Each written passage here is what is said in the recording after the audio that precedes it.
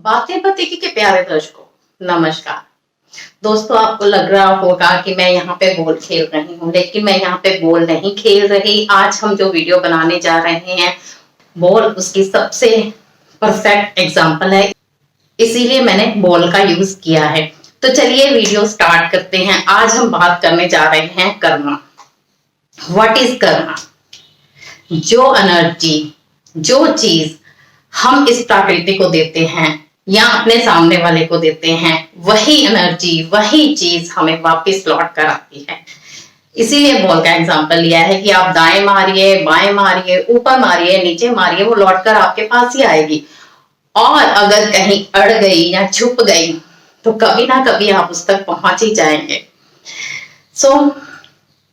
आपके किए हुए कर्म चाहे अच्छे हों चाहे बुरे हों, वो लौटकर आपके पास ही आएंगे। अपने कर्मों के अनुसार ही जीव जन्म लेता है और अपने कर्मों के अनुसार ही मर जाता है। अपने कर्मों के अनुसार ही खूबसूरती, ऐश्वर्य, यश और सौभाग्य मिलता है और अपने कर्मों के अनुसार ही गरीबी, दरिद्रता और बेरोजगारी मिलती है। यानी कहने का भाव यह है कि हमें क्या करना है, क्या नहीं करना, ये हमारे अंदर हमारी आत्मा हमें बताती है। लेकिन उसके बावजूद जब हम कुछ ऐसी गलतियां कर जाते हैं जो हमें नहीं करनी चाहिए, तो फिर हमें अपने कर्मों का भुगतान भी भोगना पड़ता है। अच्छे हैं तो उसका फल अच्छा मिलेगा, बुरे हैं तो उसका फल बुरा मिलेगा। लेकिन उसके बावजूद कर्म तो इंसान को करना ही है। कर्म के बिना गति ही नहीं है, क्योंकि अगर इस दुनिया में आए हैं तो कर्म के लिए आए हैं। किसके लिए आए हैं? कोई ना कोई काम तो करेंगे ही। घर में है तो घर का काम करेंगे, बाहर है तो बाहर का काम करेंगे, समाज में है तो समाज का काम करेंगे। अब जहां भी जा रहे हो, लोग वहां पे आपकी प्रशंसा कर रहे हैं या निंदा कर रहे हैं। तो एग्जांपल्स मैं दूंगी कि आपको कैसे कैसे कर्म करने चाहिए। वैसे को पता तो होता ही है, लेकिन उसके बावजूद हम उसकी तरफ ध्यान नहीं देते, क्योंकि हमने ये धारणा बना ली है कि जो होना है वही होकर रहना है, जो करना है भगवान ने करना है। भगवान कुछ नहीं करते, ये आपकी आत्मा है जो आपको सही रास्ता दिखाएगी, या फिर आपकी बुरी आत्मा है जो आपको बुरा रास्ता दिखाएगी। देखिए, राम और रावण हर इंसान में है।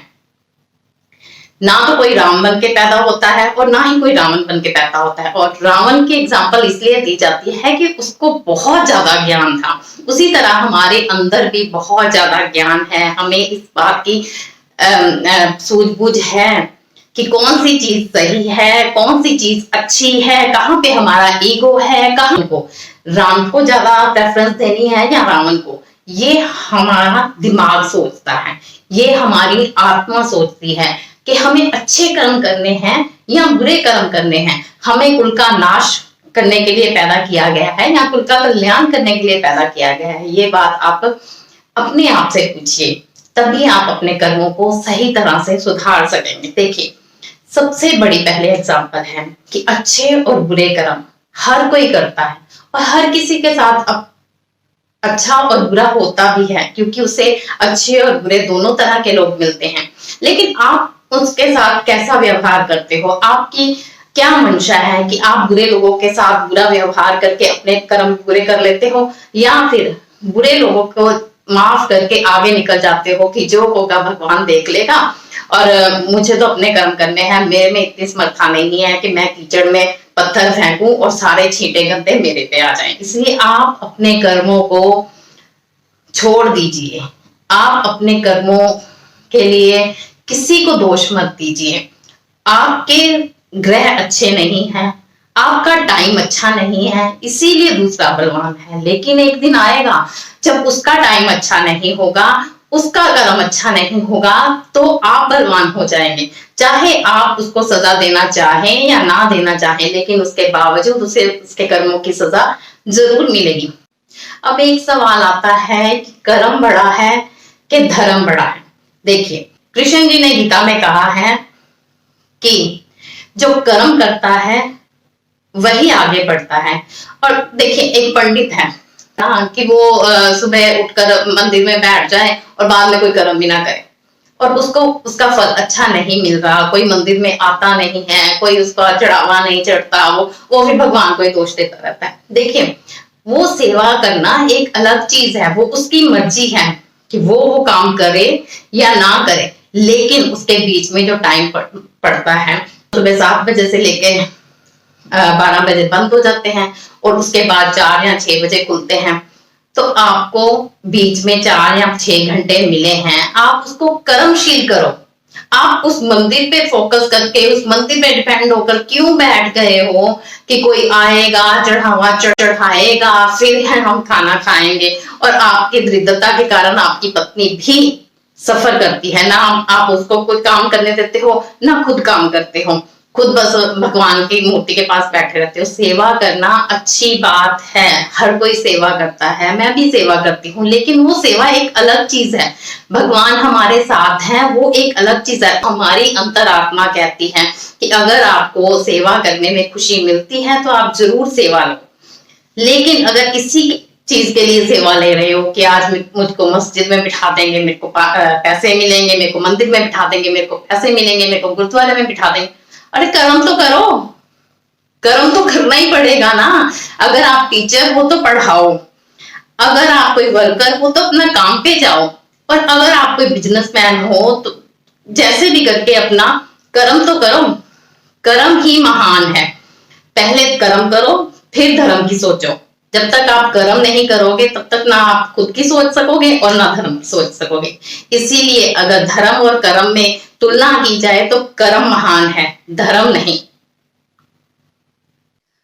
अब दूसरा सवाल आता है कि हमारे कर्म अच्छे हैं, हमने सब कुछ अच्छा ही अच्छा किया है, तो उसका फल हमें इस जन्म में मिलेगा कि अगले जन्म में मिलेगा। हमारे कर्म बुरे हैं, इसने बुरा ही बुरा किया है, तो इसको इसका फल बुरा मिलेगा, अब मिलेगा कि अगले जन्म में मिलेगा। देखिए, उसके लिए ये है कि अगर तो आपकी आयु बहुत छोटी है और आपको हर चीज की पनिशमेंट उसी वक्त मिल जाती है। देखिए, अगर मैं कोई अहंकार करती हूँ, मैं तो ऐसा कर ही नहीं सकती, और थोड़ा से कुछ ना कुछ ऐसा हो जाता है कि मेरी ईगो टूट जाती है, इसका मतलब है कि भगवान मेरे सर पे बैठे हैं और वो उसी वक्त कह देंगे कि तुमने तो ये सोचा था ना, ये देखो मैंने कर दिया। वो सजा आपको उसी वक्त मिल जाएगी, पर वो उस कंडीशन में अगर आपने अपने आप को किसी को समर्पित कर दिया है, कोई गुरु धारण किया है, कोई ऐसी राह पकड़ ली है जो स्पिरिचुअल है, तब आपको उसकी पनिशमेंट उसी वक्त मिल जाएगी। और अगर आप संसारिक हो, कोई गुरु धारण नहीं किया, किसी को नहीं मानते, पूरी तरह से नास्तिक हो, तो आपके कर्मों की एक गठरी बंधी जाएगी।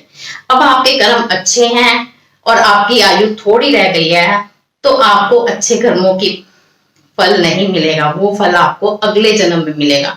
और अगर आपके कर्म बुरे हैं और आपकी आयु वो बुरे कर्म कवर कर सकती है, तो फिर आपको इतना रोग, इतना क्लेश, इतनी दरिद्रता, इतनी पीड़ा, अब आपके शरीर के साथ ऐसा होना शुरू हो जाएगा कि आपको खुद एहसास हो जाएगा कि शायद ये मेरे कर्मों की सजा ही थी। अभी मैं ये नहीं कहती कि भगवान ही करता है सब कुछ, करती तो आपकी आत्मा है, करती तो आप खुद हो। आपके 2 हाथ करते हैं, अगर वो सेवा कर रहे हैं तो ये दोनों हाथ ही कर रहे हैं, अगर ये किसी की निंदा कर रहे हैं तो आपकी जुबान कर रही है, और अगर आप किसी का बुरा कर रहे हो तो वो आपकी आत्मा कर रही है। ठीक है, हालांकि आत्मा हमें अवेयर करती है कि ऐसा मत करो, लेकिन फिर भी हम कहते हैं मेरे को लाभ का फायदा होने वाला है तो हम तो ये करेंगे ही करेंगे। मेरे को क्या जरूरत पड़ी है उसका घर बसाने के लिए, अपना घर तोड़ने की? मेरे को क्या जरूरत पड़ी है उसकी बेटी ब्याहने के लिए अपना 5 लाख लगाने की? सब कुछ हमारे अंदर ही है, हम भगवान को दोष नहीं दे सकते। जो बोया है वही काटेंगे। आज दूसरों का खून चूस रहे हैं तो कल कोई हमारा भी चूसने आएगा ही ना। आज किसी को धोखा दे रहे हैं तो कल कोई हमें भी धोखा देगा। आज हम किसी को हर्ट कर रहे हैं तो कल हमें भी हर्ट होना है, ये बात तय है। सो यहाँ पे मैं यही कहूंगी कि परमात्मा कभी किसी का भाग्य नहीं लिखते। जीवन में हर कदम पर हमारी सोच, हमारे विचार, हमारे कर्म ही हमारा भाग्य लिखते हैं। अच्छे किए हैं तो अगले जन्म में अच्छा सब कुछ मिलेगा, आपको सुंदर शरीर मिलेगा, सुंदर आत्मा मिलेगी, सुंदर घर मिलेगा, सुंदर माँ बाप मिलेंगे और अमीर भी मिलेंगे, ताकि आपको बहुत ज्यादा स्ट्रगल ना करना पड़े। और अगर बुरे कर्म हैं तो उसके सब कुछ विपरीत हो जाएगा। आपकी काया इतनी सुंदर नहीं होगी, आप दूसरों को देखकर चलते रहेंगे कि ये तो इतनी सुंदर है और मैं काली कलूटी, ये तो ऐसी है और मैं ऐसी, इसके घर में इतना है और मेरे घर में थोड़ा कम है। ये सब कर्मों के अनुसार है, ठीक है। जैसा कर्म करेगा वैसा फल देगा भगवान। जो जैसा कर्म करता है उसको वैसा ही फल मिलता है, और वो फल भगवान नहीं देते, वो फल आपको आपके कर्म ही देते हैं। अच्छे कर्म करिए। जब आप अच्छे कर्म करेंगे तो आपके फल भी अच्छे ही होंगे। और ये सोचकर कर्म मत कीजिएगा कि आज मैंने ये काम कर दिया तो कल मेरे को फल मिल जाना है, उसका फल उसी वक्त मिले ये कोई जरूरी नहीं है। चीज मिलेगी, फल मिलेगा। वो बॉल जो फेंकी है आपने, वो एनर्जी जो आपने रिलीज की है, अच्छी है, बुरी है, नेगेटिव है, पॉजिटिव है, वो वापस तो आएगी आपके पास।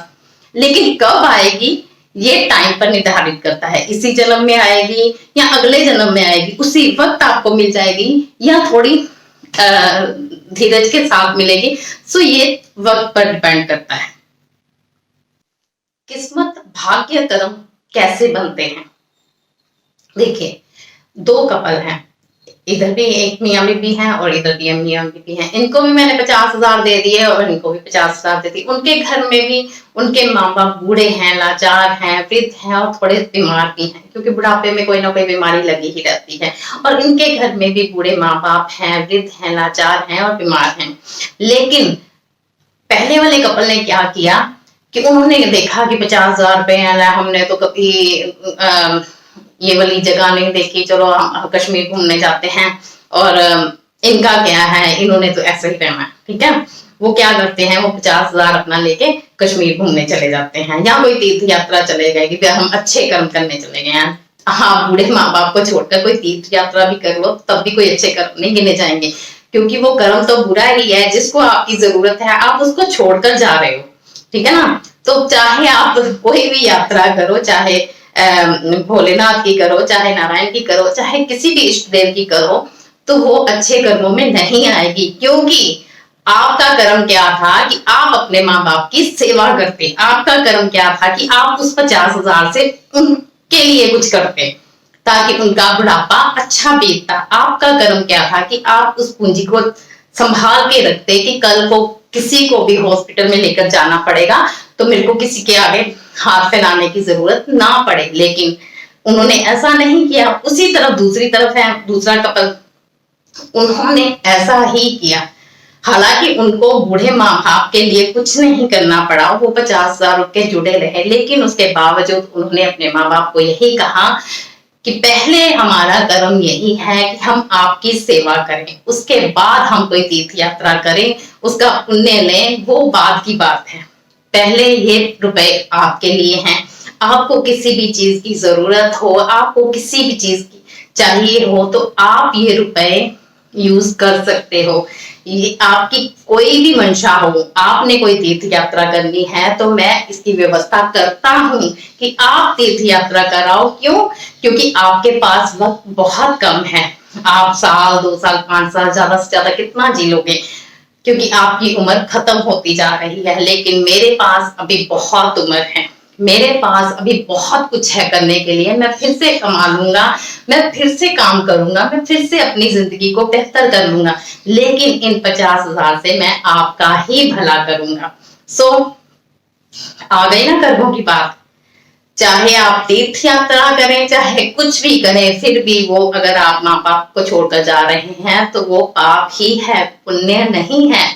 और यहाँ पे आप चाहे 50,000 बच ही जाएं, लेकिन आपकी नीयत, आपकी मंशा, आपकी जो भावना है, उसी ने आपको पुण्य दिला दिया। चाहे इस कपल के पेरेंट्स बीमार ही ना हो, चाहे अच्छे भले चलते फिरते चले जाएं, लेकिन उसकी मंशा, उसकी नीयत कितनी अच्छी है ना। ये देखिए, उसके भाग्य में पुण्य तो उसी वक्त लिखा गया। वो 50 गुना पुण्य कमा गया और वो 50 गुना पाप कमा गया। चाहे गया वो भी नहीं, सोच ही लिया ना कि मैं माँ बाप को छोड़कर तीर्थ यात्रा कर रहा हूं, इन्होंने क्या देना है, भगवान तो फिर मेरे को कुछ दे देना। भगवान ने कुछ नहीं देना।